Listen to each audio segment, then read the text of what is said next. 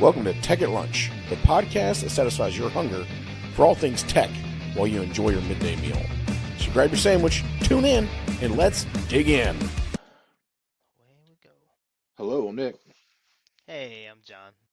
And we don't have Ed this week. He's out celebrating time with family.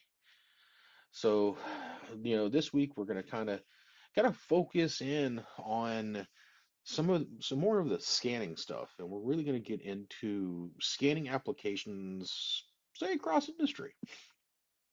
So Yeah. we're gonna look at how uh, scanning or 3D scanning, it can be, any type of scanning for that matter is used across all facets of industry. Made it from automotive to aeronautical to space to however you want to think about it.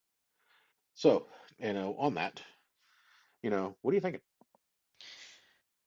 Yeah, I mean, it's hard to focus on a single place, right? Um, the first thing, like if you ask me where's 3D scanning used, almost immediately going to like medical field, right? Like you get, I mean, of course you get X-rays and things like that, but these are all types of scans. The MRI machine is the type of scan. Um, a lot of the medical industry need to see inside you without cutting you open. So they need to be able to do things like that, and they use those X-ray is a bit of a radiation there, so they use that to be able to see through and kind of see inside of something without taking it apart. So yeah, scanning to me that's like one of the things that I think um, I wasn't in the hospital a lot, but I knew about the hospital enough that there was these big machines that kind of did some of these things. So that's kind of the first thing I go to. I mean, of course, you think if you're in the office, you think about like your big, just that 2D's laser scanner, right? But if you think about that on a larger scale, um, that's kind of like where we're going at. So anything that's using scanning to like recognize like objects, I would say you think about TSA and the security there. They scan your luggage and stuff like that. So those are a couple of things that first immediately would pop out to me. Funny enough, the luggage scanners, they're also using a type of what is it, machine learning and AI to be able to recognize objects that are inside that scan. So that's even a second layer of what of innovation or technologies, that are being used there. It's pretty advanced. Sometimes it can be wrong, of course, but that's why machine learning needs a human, right? So just a couple of those things. I mean, honestly, I think application most of the time, like I think it's use instead of like it being used as a part of a process to create something else. But I don't know. What do you think about you mentioned earlier to me? I think we've talked about it a few times in automotive. Um, some scanning applications. Yeah, there's definitely, um, the engineering based side of the house where you want to, scan a part to make sure you have a flush fit, make sure it's reproducible, make sure that if you break something or something breaks, it can be repaired.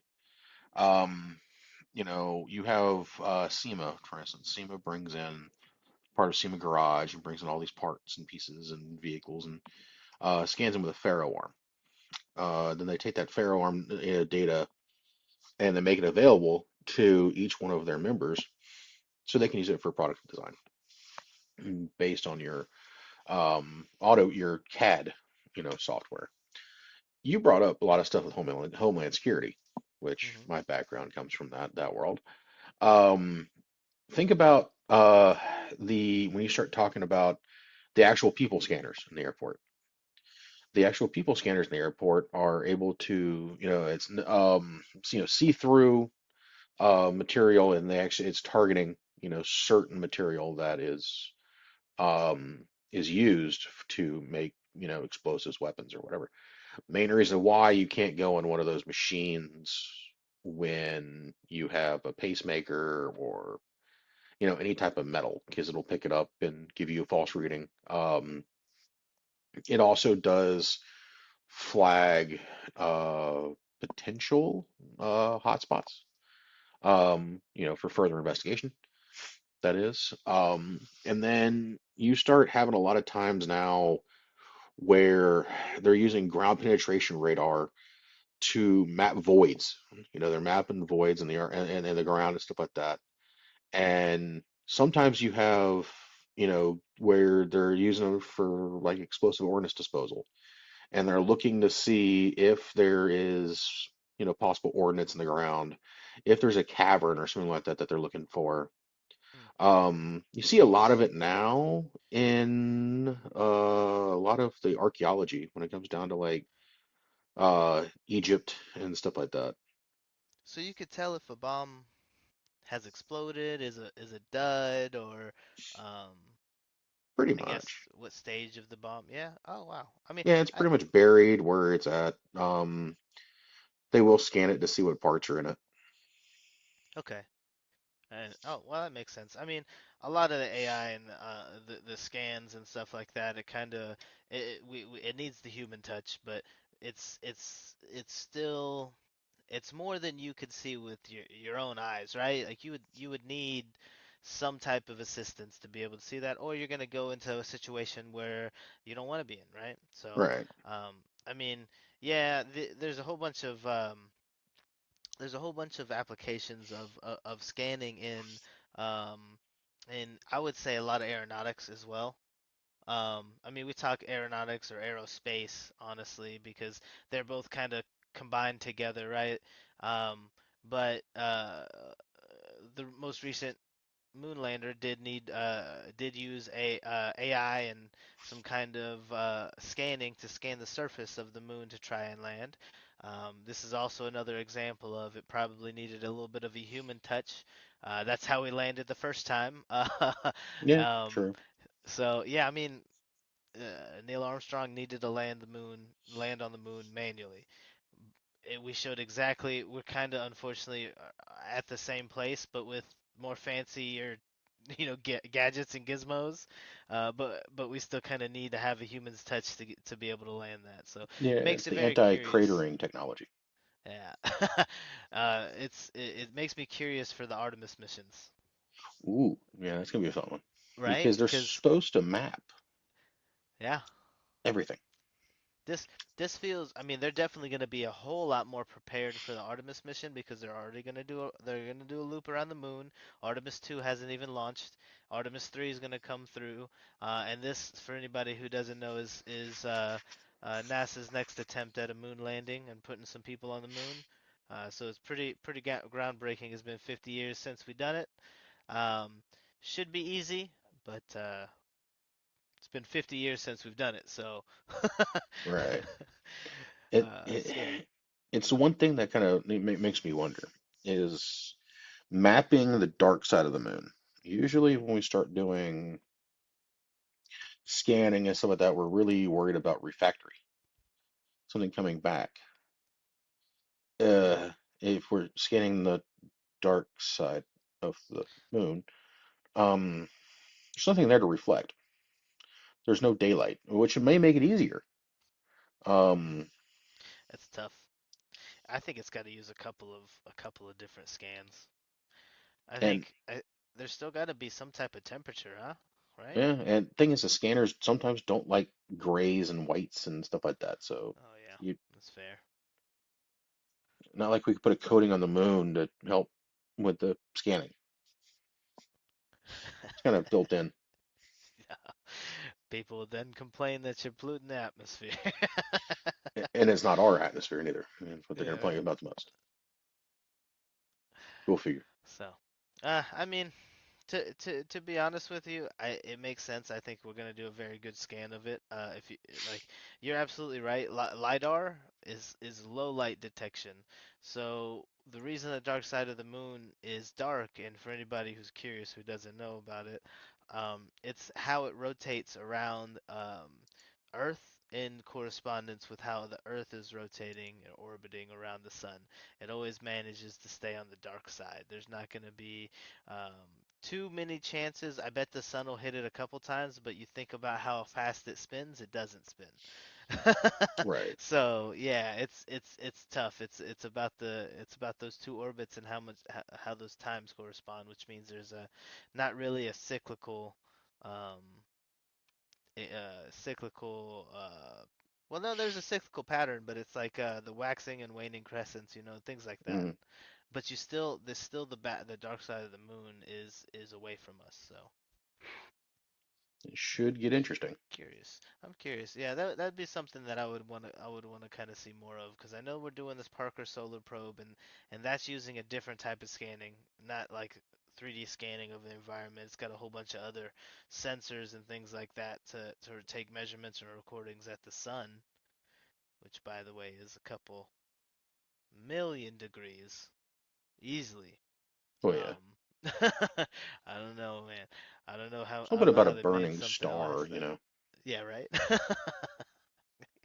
Funny enough, though, the corona actually is hotter than they were measuring, and they said it's actually the hottest part of the sun. Well, that besides of course, probably the core. But as they descended or got more readings, they got cooler, Hmm. and those were the sunspots and stuff like that.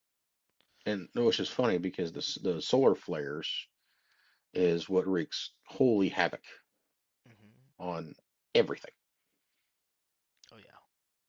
So, it's also, when we start really thinking about, other types of scanning, is bringing it into the automotive world, where we're using it for NDE, a non-destructive examination, where we're checking weld spots, we're checking materials, stuff like that to make sure that there's no breaks in the weld spots that could cause, issues later.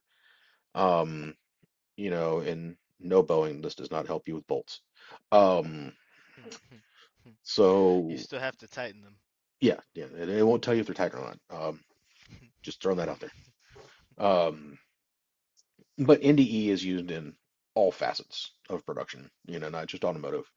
To check, materials and stuff like that, check weld data, and actually see if you have a tight bond between two mating surfaces. So it's always one way of doing Yeah. something.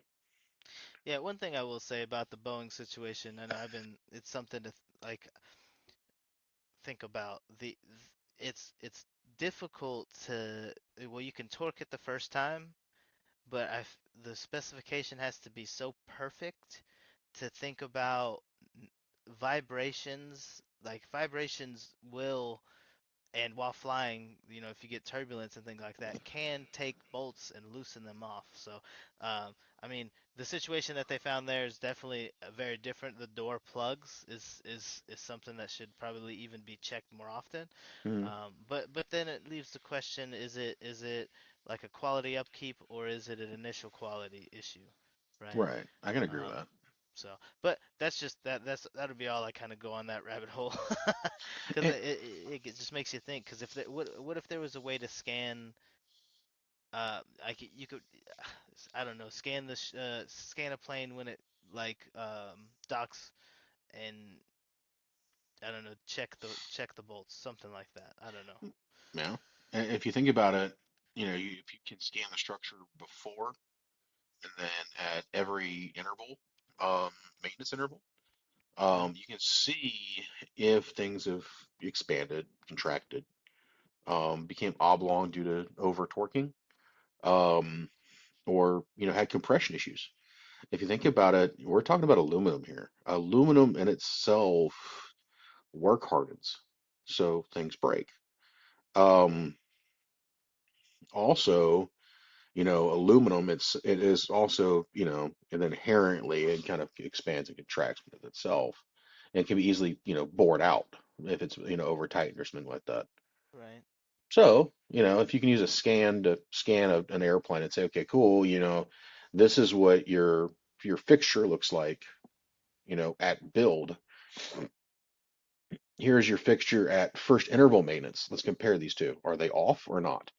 Here's your third one compared to what it left as it left the factory. So you're always going back to the OE specs. So you can actually see if things have became oblong, if things have became warped or twisted or something like that. So it could be an easy way of, adding that to, to a function. It's the same thing we talked about wings. You start dealing with, takeoff and landing forces that actually bend the wing portions. That's why they have to pull them off whenever they do maintenance intervals to check the bolts and replace the bolts in the wings to make sure they haven't completely sheared or bent completely out of proportion because of all the landing forces. Yeah, well, that makes sense because it's a lot of force. It's a lot of weight. I mean, there's a reason that there's bag limits. I mean, there's a reason that sometimes they'll say, "Hey, we'll send this on the next flight." Like it's not coming with this flight. So, um, yeah. I think it's pretty cool it would be cool to have an application that was able to do that. I mean, it's pretty difficult because the planes come in all shapes and sizes, so it need to be universal, right? Um, but some quality check I think we all could agree is probably best after probably more often. I mean, than they do now. They have a whole bunch of I know they have regulations and things like that, but you think about the interval that they've got to take and probably lessen it. Yeah, and if you think about it, most of the teardowns when they do maintenance intervals, they gut the airplane back again. So they gut it back down to steel and then, start the process all over again, rebuild it. So, it happens every so often, especially when they do like engine rebuilds and teardowns and stuff like that. Makes Even sense. even if you had a scanner, a globe scanner, as you're sending it down through the inside of the airplane, it could be scanning and pulling measurements from, assigned spots. And then any safety relevant areas, you do a handheld scan and then get your measurements, map them all together, and then boom. Now you have a CAD catalog for maintenance. Yeah, yeah. Well, that makes sense. I mean, and to be honest, we could go even one step further, if you had that type of catalog and you had those types of scans, um, it would be really cool to have that available to, I guess, work with for a lot of the maintenance team then. So they could even take in and use samples and train with it. Um, so yeah, I mean, iron sharpens iron. You just keep looking at some of the things and you keep working on trying to, get to a certain point where um, there's never ever a quality issue. Yeah, And I that's think that when, training is one of the huge pitfalls for a lot of people. yeah, like you said with the training stuff, you can always take all that data and load it into AR and VR headsets. And now you're able to work on an airplane or walk through an airplane looking at the different, functional areas that you need to be worried about looking at during the inspection, um, without even going in the airplane before it even lands. You can go through the same exact airplane that you're getting ready to pull apart and check Hmm. areas that were at one point brand new. Yeah, you could probably get um, well, at a certain point, hand scanning makes sense, but if you can get it to be attached to each plane and so that you can make it per spec as well, it would be pretty cool because maybe they could even take and have you can be sending data down to, your um, arriving airport, or that maintenance team can kind of check out what's going on before you even land. Exactly. Because You know, don't they just go back up right after they get down anyways? You refuel and they're gone again. yeah, most of the time, either that or they're brought into maintenance if they're there overnight. Yeah, yeah. It's funny because we spend all this time and energy. Like for example, when I was in the Marine Corps, we you built these little sand things, sand maps and terrain maps, and you actually mapped out like an assaulting force and stuff like that. And you kind of mapped out these stuff like that. You always the stuff where people talk about, when the hit on Bin Laden happened, they mapped Hmm. out this dude's house down to the door hinges, down to people playing in the yard. And so we haven't been able to do that yet for a lot of this training that we want to have. It's time that we take the stuff we've put into practice for hundreds of years, within, the military and bring it into the civilian world where it's like, hey, guess what? We're going to make this as realistic as we possibly can Where when you get in that situation, it's the same exact thing all over again. Yeah, I mean, to me that makes complete sense, right? You want to practice how you're going to perform, right? But Exactly. what's better than actual data, right? I Well, mean, data it is the only new builds oil. confidence. Yeah, that's true. I mean, because if you have that information, then you pretty much you have, um, I wouldn't say utter control, but you are, um, I wouldn't say 95% prepared. And if we're prepared for something, usually we're able to stop a lot of situations before they get too bad. Right. That's why we do exercises and, everything else. You run people through tabletop exercises for the cybersecurity side of the house. Yeah, yeah, yeah. But we could probably go down this training rabbit hole quite a bit. Oh yeah. I'm probably gonna take a left turn here for you and kind of put a question onto your side. So we're still talking about kind of focusing on the core theme of the 3D scanning, right? Um, so what about we've talked about ConAg before and construction agriculture. I mean, we 3D print giant houses. Um, we use scanning in all types of farming. Like, what would be some of the uses that you think of in ConAg for 3D scanning? Honestly, I would think, terrain scanning would definitely be something that I could see beneficial, especially for somebody who is buying new land.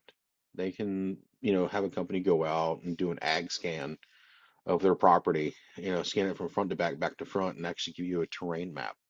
You know where the water is running, you know where the hills are, you know where you're going to have problems getting equipment back into.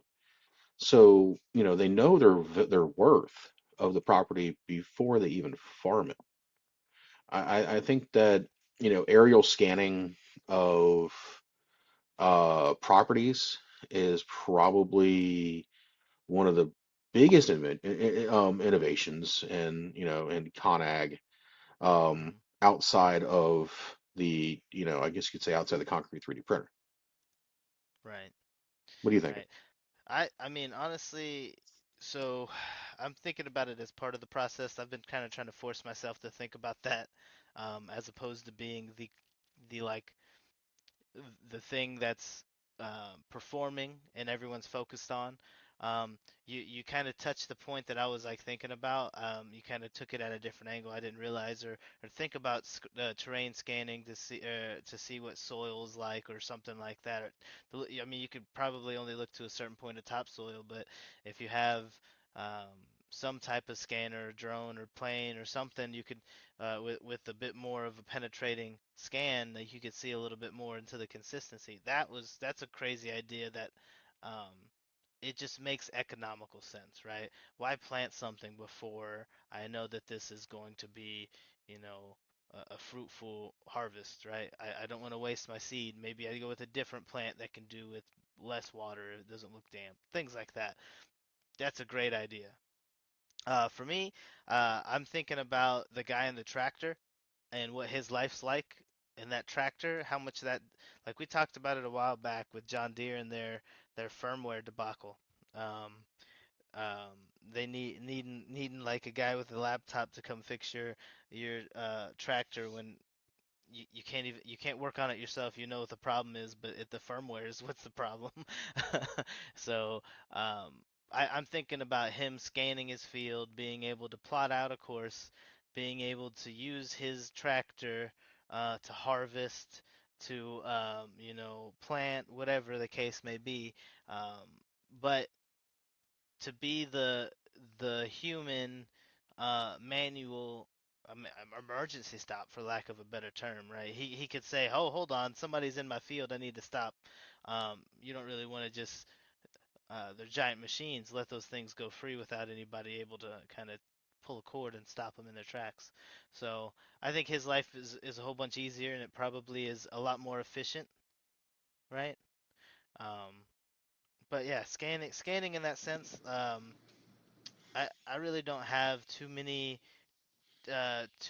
crazy ideas except for that farm bot that the 3D printer or it wasn't a 3D printer. It was using AI to scan and de-weed like small 3 by 3 or something like that plots of Hmm.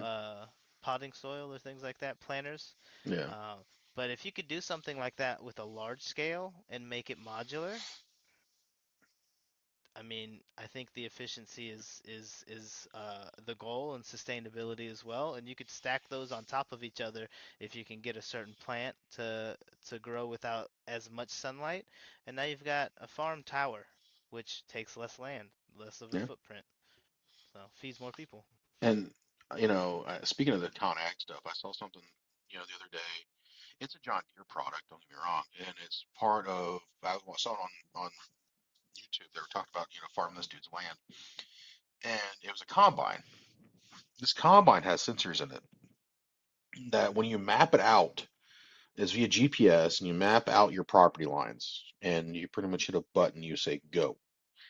This it will self-drive, like you said, the tractor, around the plot. Hmm. Farmers literally are listening to music, but it gives you the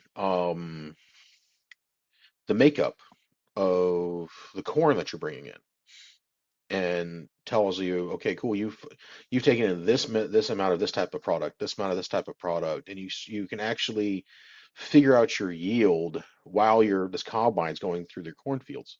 And it's all GPS controlled. It's all, by LiDAR scanning to tell you where you're at, stuff like that, based on GPS coordinates.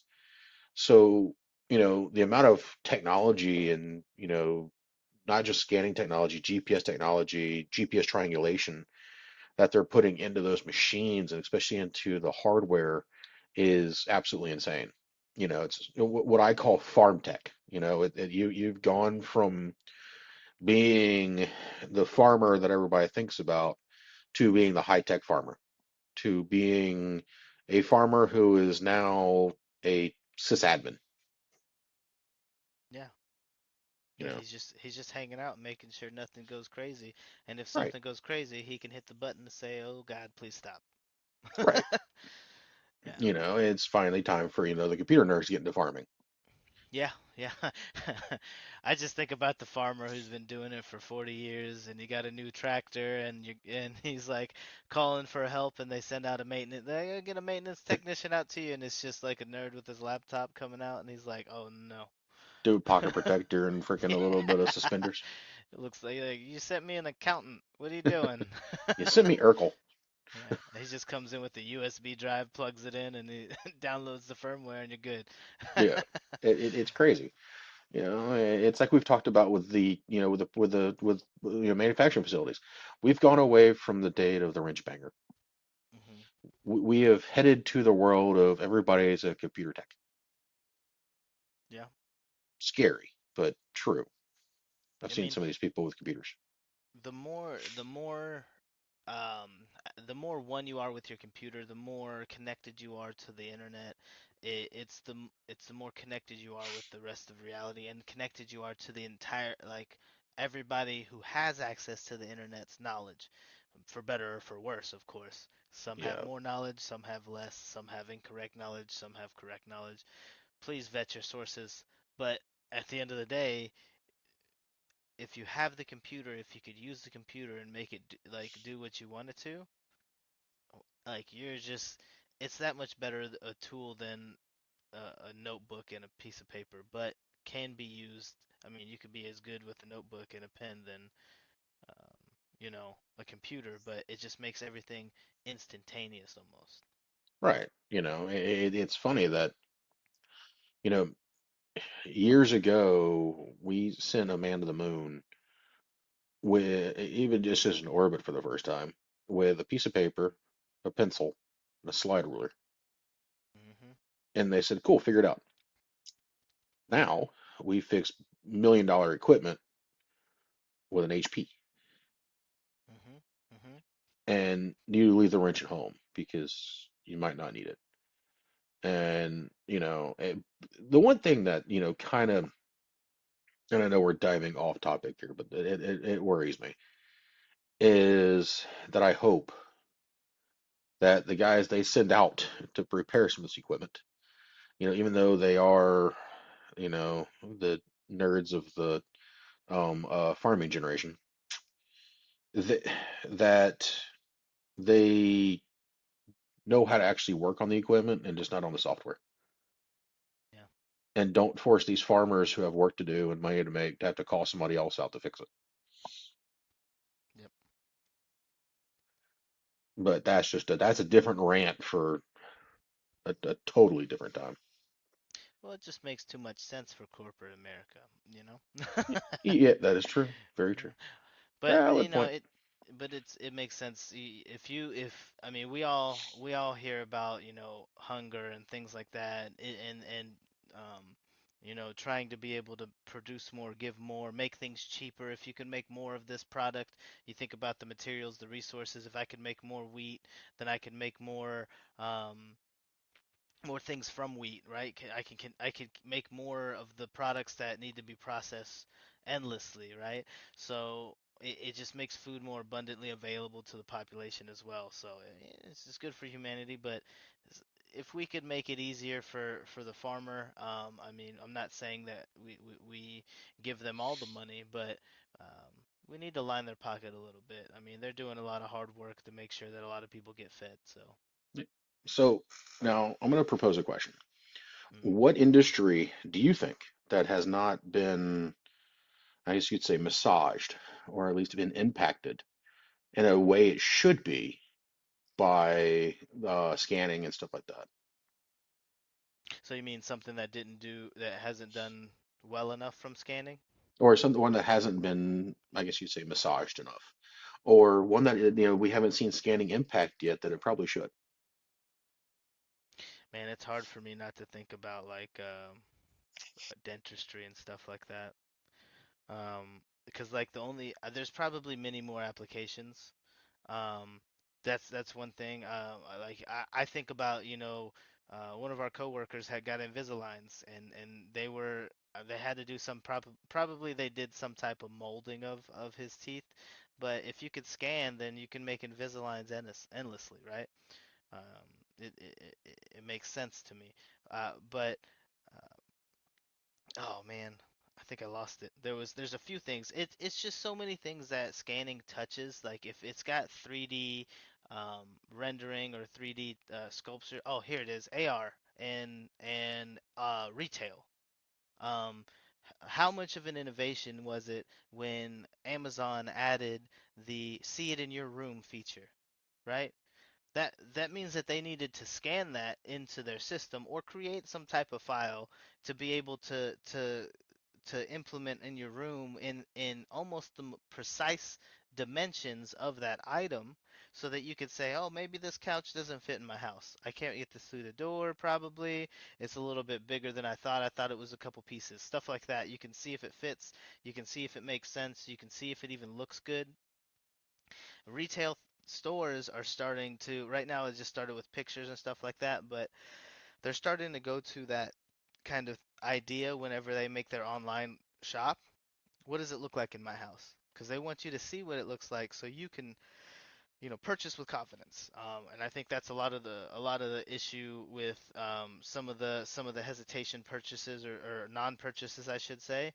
So retail, I can think of a couple ways that it was touched, but I don't think that it's probably used to its full capacity. I mean, you probably think about the AP or the asset protection, like the guard usually at Best Buy, it's the guy in the front in a different color, like he's usually in a different colored shirt than the rest, but he's making sure that all their assets or all their items are where they should be.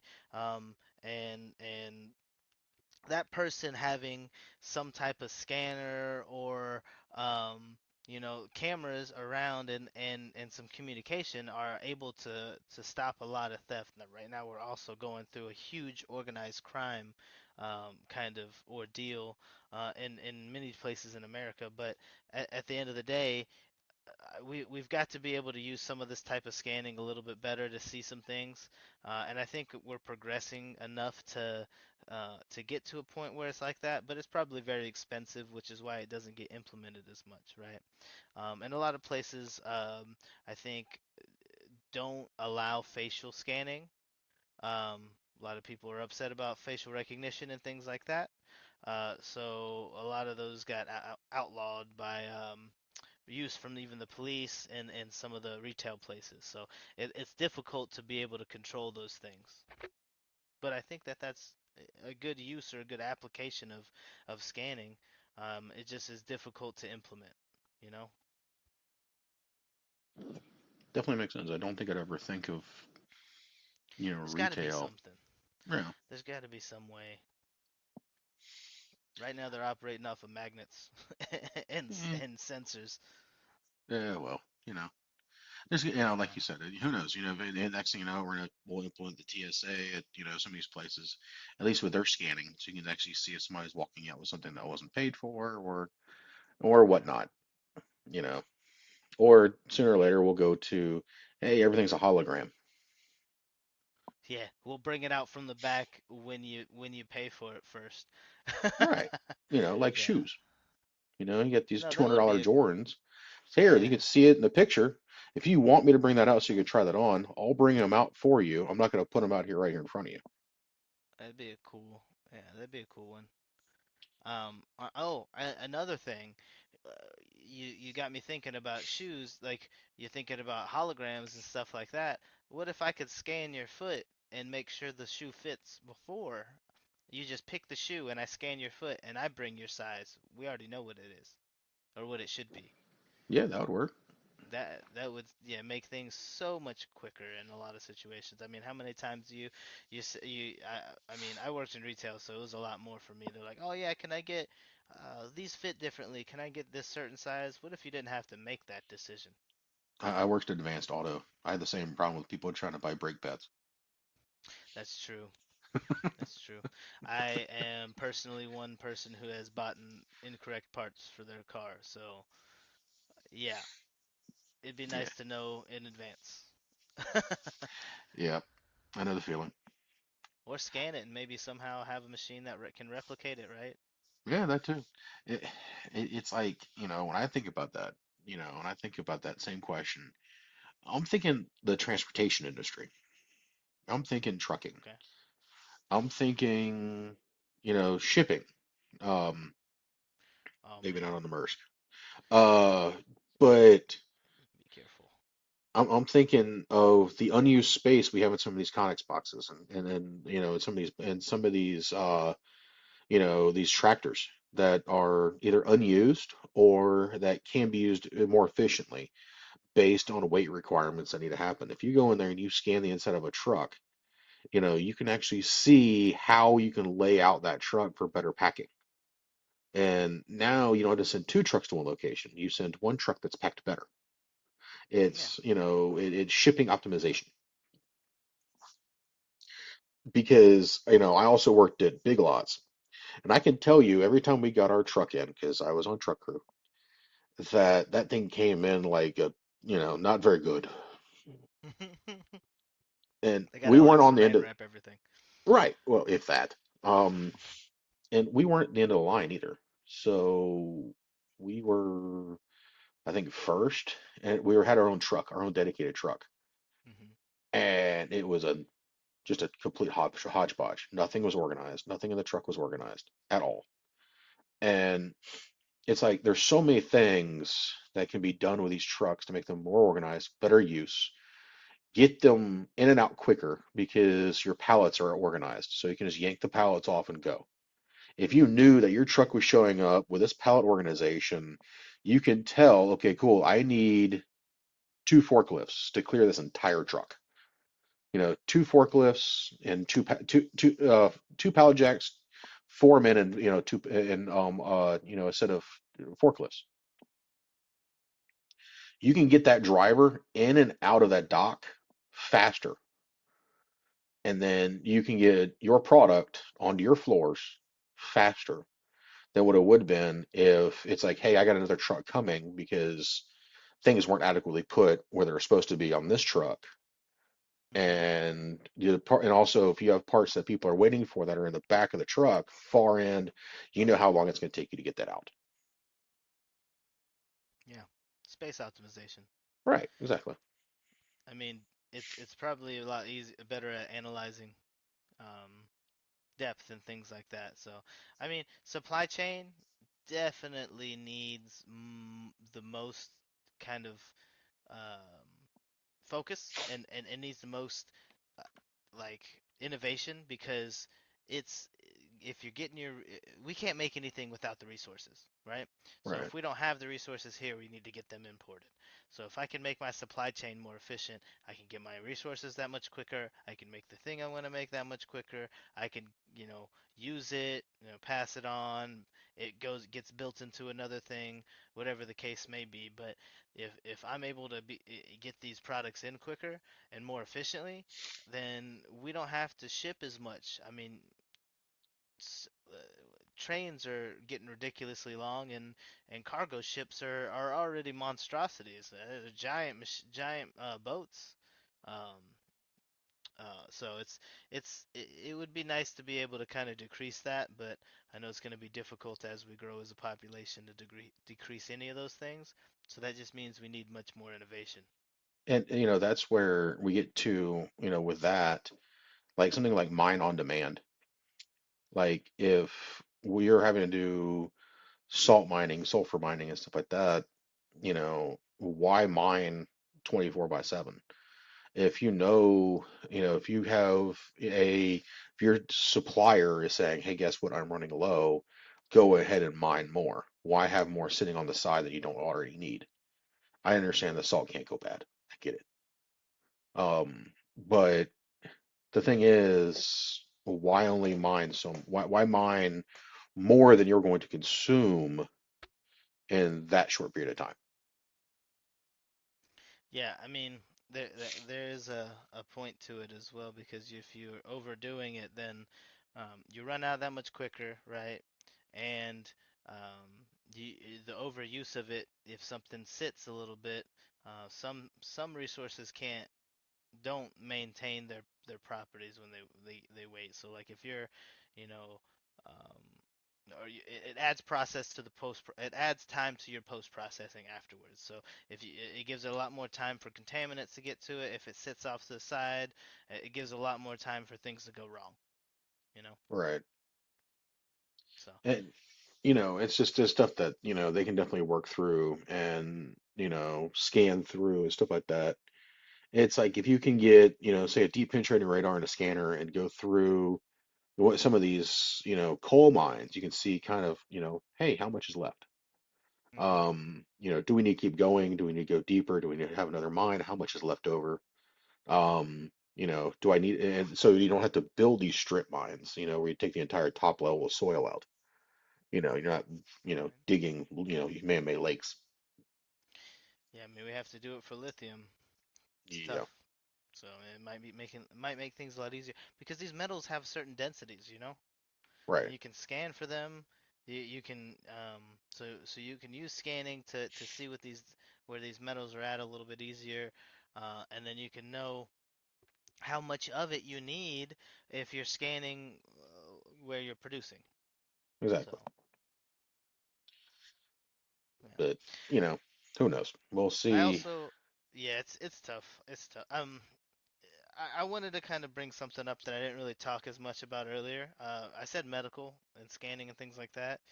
Um, I looked up some things earlier. We kind of talk about it quite a bit. Prosthetics and stuff like that, implants and things, um, um, surgical guides and stuff like that. If I'm able to make those examples, I think it applied. We mentioned it earlier with scanning and the aircraft and being able to work on it and stuff like that.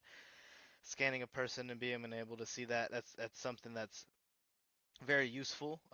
But it, you want to think about what revolutionized uh, like casts and orthopedics, stuff like that. Hmm. If you could scan the arm and see and create a 3D print of your cast, right? That you're using two things that make it a lot better, a lot more clean. Because what's the biggest problem? That have you ever had a cast or you broken a bone? No, I had surgery, but they didn't have me in a cast or anything like that. Oh, lucky you, sir. Well, I broke my wrist and I broke my left arm or my left wrist, and both needed a cast. So I had a cast. The first time when I broke it almost at the shoulder as a fracture. They casted my whole arm up to half. Um, I kind of had like a right angle going up half my elbow.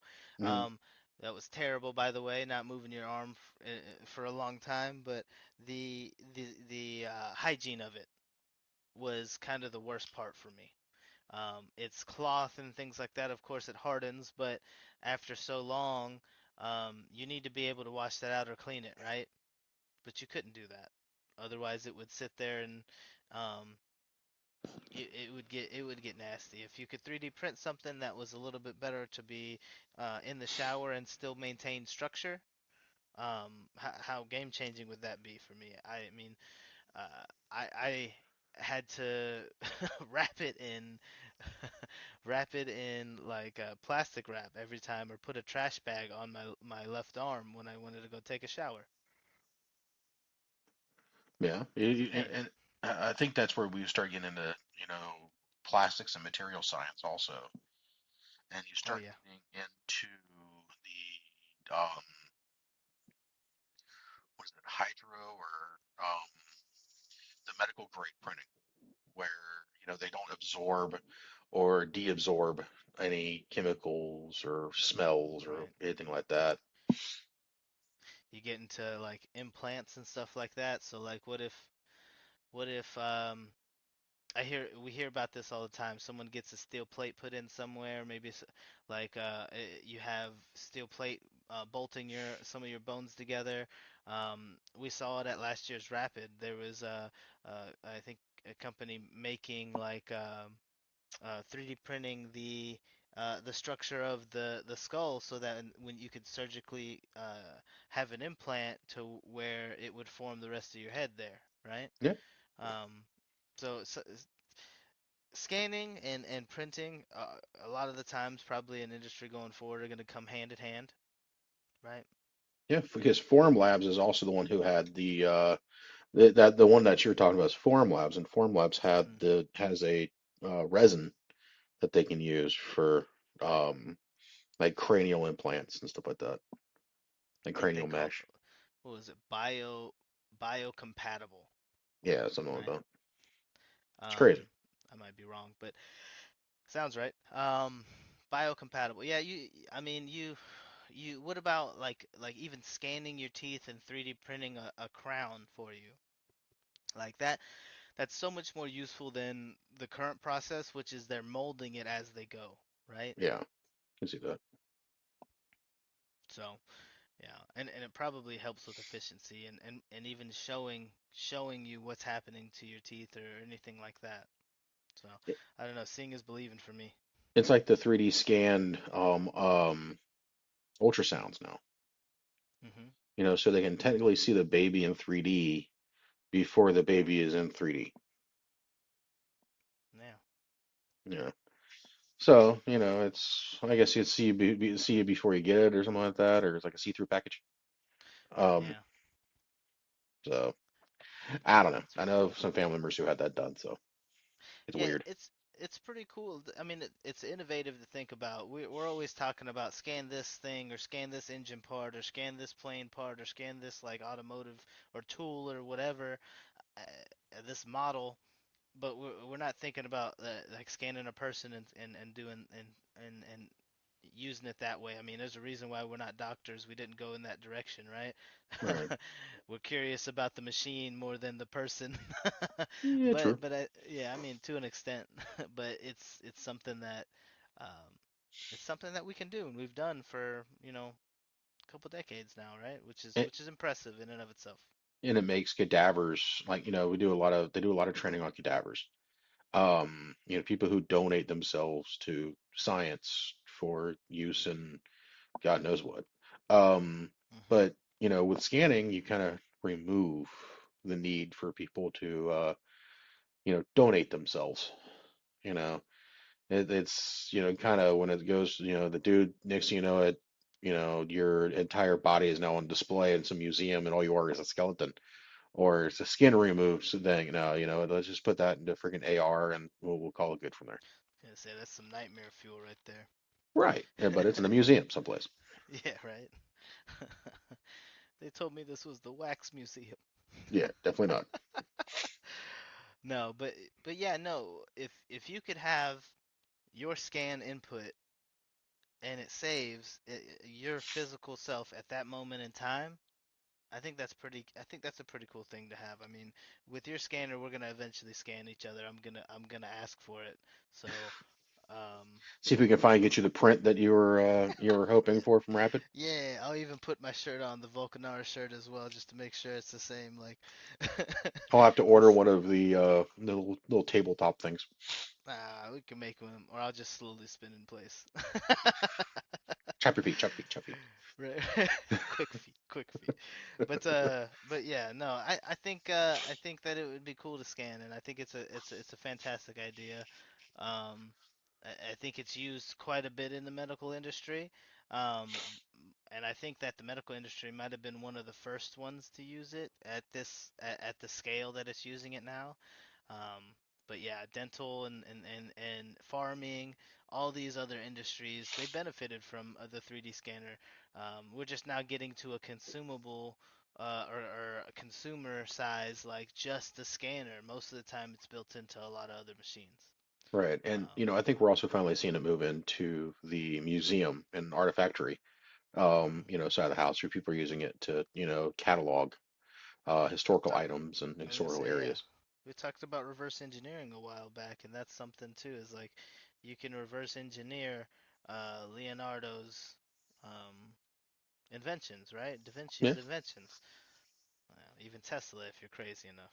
Yeah, we finally bring things to life, or not Hmm. really, well, back to life, I guess. Now we're Frankenstein. Got it. Yeah. Yeah, well, when you start reverse engineering, I don't know, the USS Enterprise, Yeah. from Star Trek, then Somebody's gotta. we may have some different conversations. Yeah, no, it'd be So, pretty fun though. But yep. yeah, no, scanning's gonna push us. I mean, if I had to break it down, like its utility is the most important. Like it can be applied to so many different aspects and give so much more. It's just a way to it's a tool to get more information. I mean, you said it best, data is the new oil. So if I get that information and use it, act on it, make a change, it's just for the best, right? More efficient. Yeah, exactly. But, I think before we go too far, over, um, I think that brings us to an end this week. I really, think we hit a lot of good topics and stuff like that. And I think that, it gave us just not a lot to think about, but gave everybody else a lot to think about. Think about how, whatever industry you work in, how scanning can impact that industry, how it can make it better, how it could actually support the workforce, how it can make the day-to-day just, that much better. I want to say thank you to everybody who's tuned in and listened to us. We're at, 2,296 all-time downloads from, across the globe, from places where we may not have, listeners in the past. We 100% appreciate that. Go take a look at, all of our social media stuff. Go take a look at Vulcanar Technology Solutions on YouTube. Look for some new stuff coming. Maybe some more, play stuff that we're doing, joking around, having a good time. And, you're gonna see some stuff come from Automate, in the next couple months. So, stand by for that. You'll have a little bit of fun with it. Uh, you know, from my side, go take a look at, the printed heritage and the blog. If you have any ideas or anything, just let us know. So, with that, I say thank you, and I'll turn it over to you, Champ. Yeah, I always echo what Nick says. Thank you, thank you, thank you. We talk about this all day, so we're always kind of learning a little bit new stuff about it, about different topics and all that stuff. So we're always constantly trying to see what's pretty cool or new. So it's nice to have a platform that kind of also relays some of that information and knowledge to you guys. I think. Knowledge is definitely power, so we have to kind of make sure we don't lose sight of the fact that knowledge for the sake of knowledge is important too. So I've said it before. Try to check out some scholarly articles. Like if you have something you want us to chat about, send us an article. We'll do some research. I don't mind doing a little bit of research. I mean, Nick, I feel like he doesn't mind because that madman's in school for a doctorate and all he's doing is research.